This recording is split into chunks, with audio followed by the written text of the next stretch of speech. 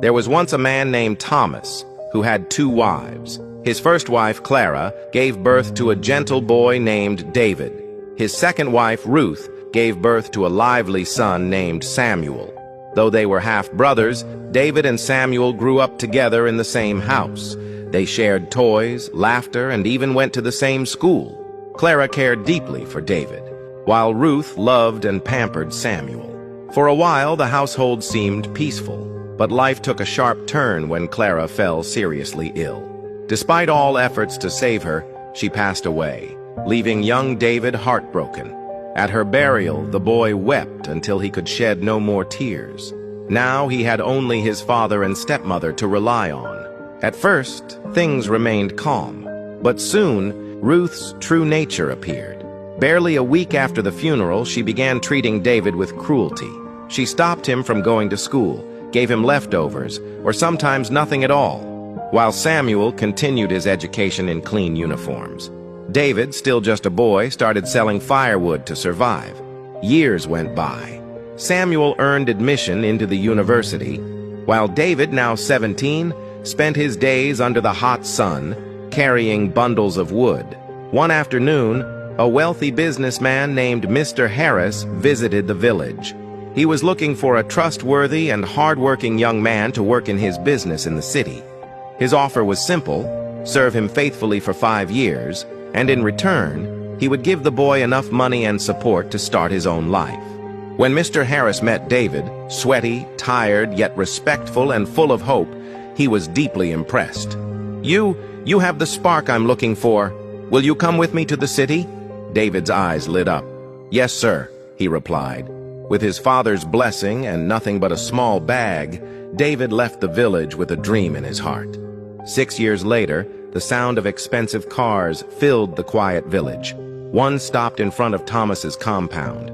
From it stepped a well-dressed young man, David, now successful and confident. His father embraced him with tears of joy. Ruth forced a smile, though jealousy burned inside her. "I've come home to build a proper house for my father and our family," David said warmly. "Even while I work in the city, I want us to live well here in the village." But Ruth could not stand the thought of David shining brighter than her son. "Samuel must be the one to rise," she whispered to herself. "Not David."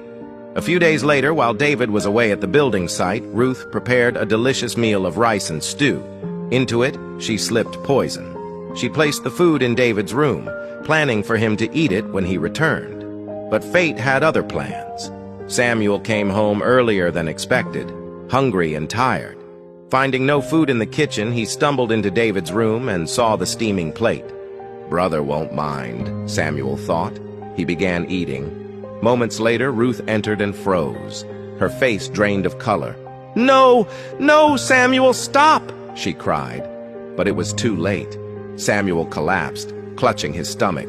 The villagers rushed in, but nothing could be done. Samuel was gone. In her grief and panic, Ruth screamed, "I poisoned the food! It was meant for David, not Samuel!" The village erupted in shock and anger. By evening, the council gathered and declared Ruth banished. She was driven out barefoot, weeping, but no one pitied her. David mourned his brother deeply, even as he built his house and fulfilled his promise to uplift the community. Moral of the story: what you plan for evil may return to your own doorstep. Jealousy is a poison that destroys the one who carries it before it ever reaches the target.